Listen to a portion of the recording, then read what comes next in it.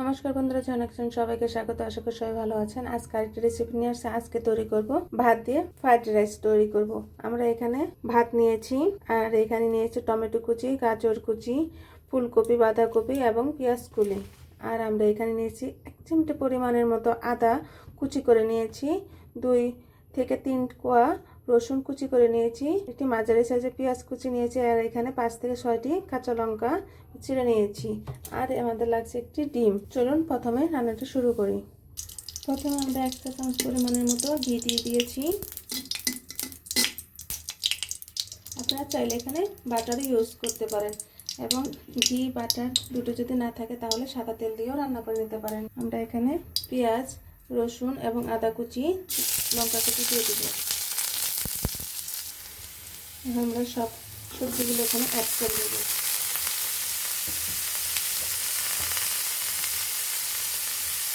এরকম মতো লবণ, এখন ভালোভাবে সবজিগুলো ভেজে নিতে হবে।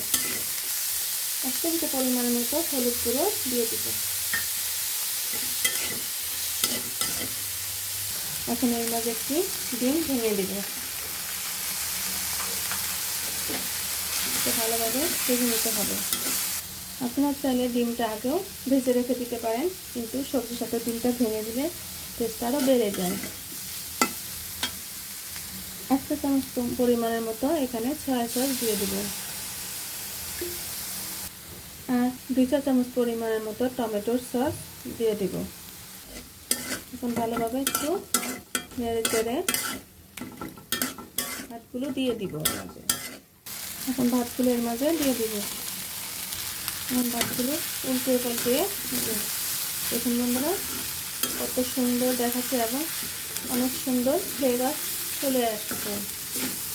আপনার ঝটপট বাচ্চাদের টিফিনও দিতে পারেন।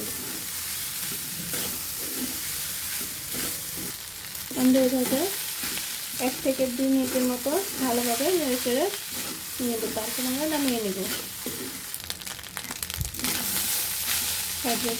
হয়ে গিয়েছে, এখন আমরা নামিয়ে নেব। দেখুন বন্ধুরা, আমাদের ভাত দিয়ে ফ্রাইড রাইস তৈরি হয়ে গিয়েছে। কত সুন্দর দেখাচ্ছে, খেতে অনেক অনেক টেস্ট হয়েছে। আপনারা অবশ্যই কমেন্টে জানাবেন কেমন হলো। ভিডিওটি দেখার জন্য ধন্যবাদ। Thank you.